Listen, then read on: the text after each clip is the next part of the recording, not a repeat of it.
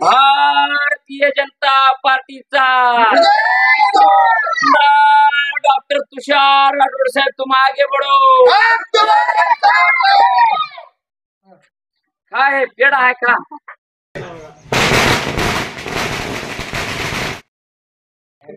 मोरच जोरात झाले मामाचं.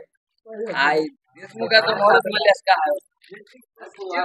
आलो असलो तरी येणाऱ्या 19ला ज्यावेळेस मी निवडणुकीला सामोरं जाईल, ते विकास आणि विकासाच्या जोरावर, मागणीच्या जोरावर मी त्या ठिकाणी सामोरं जाईल, अशा प्रकारचं त्याचं हे होतं. आणि तशा पद्धतीने त्याने वाटचाल चालू केली.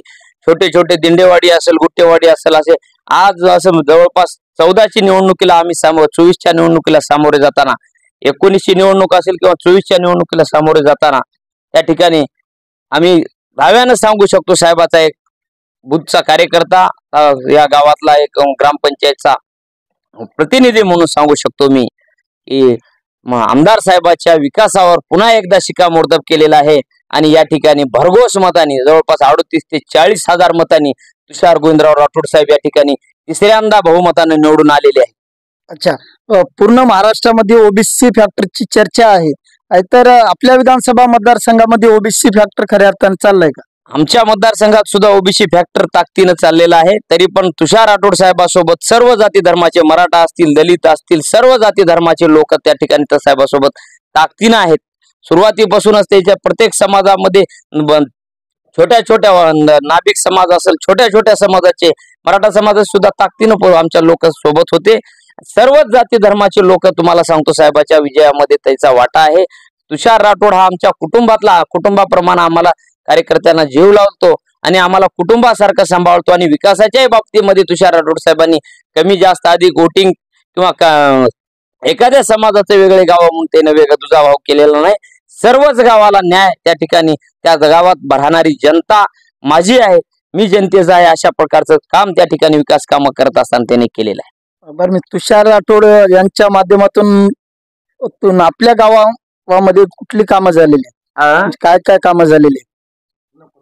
तुषार राठोड साहेबांच्या माध्यमातून ग्रामपंचायतचे काम, शिशी रोड असतील, मागच्या पंचवार्षिक मध्ये 25 लाखात शिशी रोड झालेले आहेत. ह्या पंचवार्षिक मध्ये पांदन रस्त्याचे जवळपास 2 किलोमीटरचं काम अर्ध्याच्या वर झालेलं आहे. 2 किलोमीटर मंजूर आहे. आणि बोळका नंदनशिवनी हिप्परगा आडोळी भेंडेवाडी डिग्रस जाणारा एक रस्ता असेल, हिप्परगा होकर्णा रस्ता असेल, हे बोळका ते नंदनशिवनी जाणारा रस्ता 9 कोटी रुपयाचा आहे. आणि हिप्परगा ते होकर्णा आम्हाला जवळचा मार्ग इकडं आडोळी जाम जळकोट जाण्याकरता सोयीचा आहे. ती जवळपास 3.5 कोटी रुपयाचा रस्ता, पूर्ण पुलाची कामं खऱ्या अर्थानं ग्रामपंचायत साठी 20 लाख रुपये नवीन इमारतीसाठी निधी उपलब्ध करून दिलेला आहे. पुन्हा छोट्या छोट्या पेवर ब्लॉक साठी निधी उपलब्ध करून दिलेला आहे.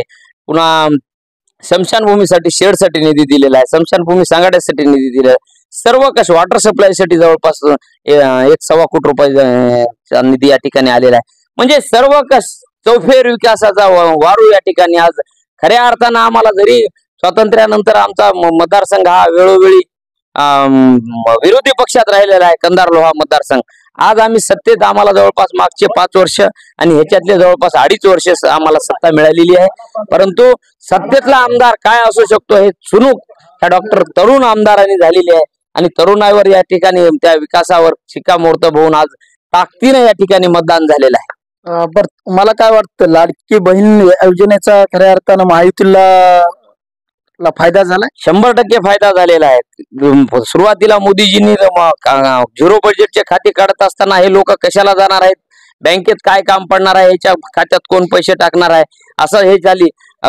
PM किसान योजनेच्या माध्यमातून शेतकऱ्याच्या खात्यात रक्कम 6,000 रुपये टाकण्याचं असेल, किंवा महाराष्ट्रातल्या महायुतीच्या सरकारनं 6,000 रुपये टाकण्याचं असेल, आणि आता लाडकी बहीण योजनेच्या माध्यमातून महिलांच्या खात्यामध्ये 7,500 रुपयाची या ठिकाणी रक्कम त्या ठिकाणी लाडकी बहीण म्हणून जमा झालेली आहे.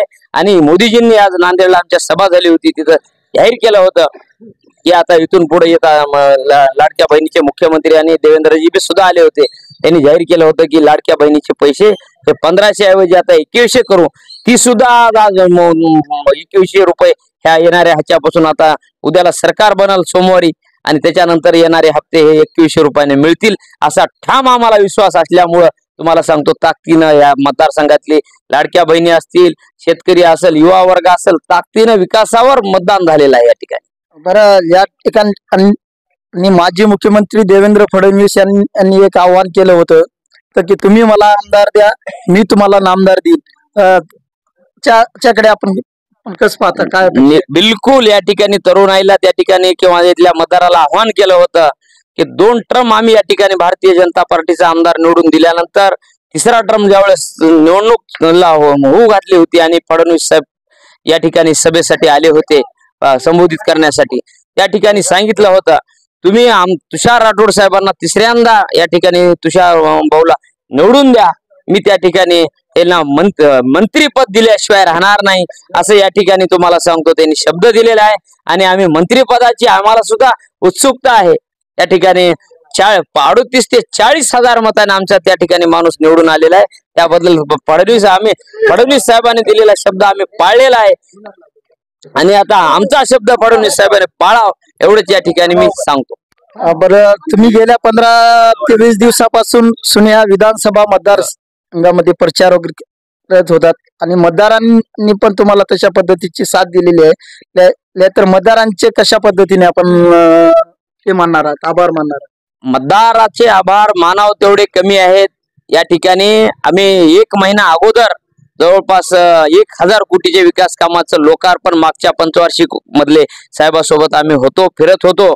जवळपास 20 दिवस आणि 21व्या दिवशी शेवटचा त्या ठिकाणी आमचा प्रचाराचा लोकार्पणाचा शेवटचा दिवस होता. त्याच्यानंतर आचारसंहिता लागल्यानंतर जवळपास 1 महिना सातत्याने मी साहेबासोबत सकाळी 7 पासून संध्याकाळी 10-11 वाजेपर्यंत साहेबाच्या प्रत्येक पूर्ण ह्या मतदारसंघात सर्कल असेल, विधानसभा असेल, सर्वच या ठिकाणी ताकदीनं मी साहेबासोबत होतो. त्याचा एक बूथ लेवलचा कार्यकर्ता, एक भाजप युवा मोर्चाचा पदाधिकारी, खरेदी विक्री संघाचा संचालक म्हणून सुद्धा या ठिकाणी आम्ही जबाबदारीने सांगतो. एका गणाची माझ्याकडे जबाबदारी होती. त्या गणामध्ये जास्तीत जास्त मतदान आणि कुर्ला सर्कल मधून त्या ठिकाणी मी दाव्यानं सांगू शकतो 5,000च्या आसपास लीड या ठिकाणून आम्ही सर्कल वेळोवेळी देत आलेलो. ह्या सुद्धा विधानसभेमध्ये साहेबांना चांगल्या पद्धतीची लीड मिळालेली आहे. धन्यवाद.